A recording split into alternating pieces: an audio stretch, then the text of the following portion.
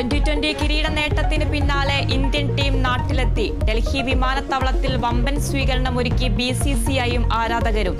Team അംഗങ്ങൾക്ക് പ്രഭാത ഭക്ഷണമൊരുക്കി പ്രധാനമന്ത്രി. വൈകിട്ട് Mumbai വാങ്കഡയിൽ road show.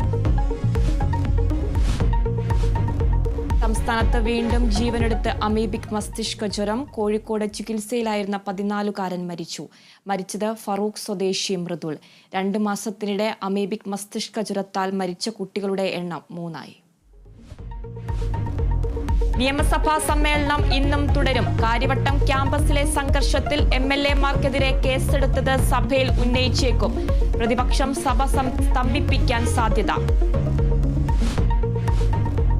Masala bond case ഇന്ന് വീണ്ടും ഹൈക്കോടതിയിൽ. EDയുടെ സമൻസ് ചോദ്യം ചെയ്തുള്ള ഹർജികളിന്മേൽ വാദം കേൾക്കും. ഐസക്കിനെ ചോദ്യം ചെയ്തേ മതിയാകൂ എന്ന നിലപാടിൽ ED.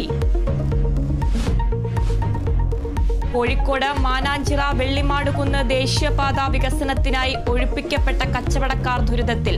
വർഷങ്ങൾ കഴിഞ്ഞിട്ടും നഷ്ടപരിഹാരം ലഭിച്ചില്ലെന്ന് പരാതി. പ്രതിസന്ധിയിലായത് സ്ഥലവും വ്യാപാര സ്ഥാപനവും നഷ്ടപ്പെട്ട നിരവധി കച്ചവടക്കാർ.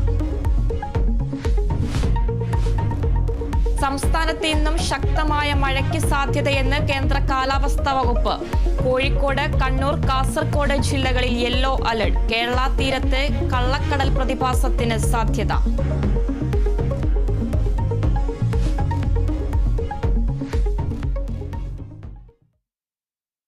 2020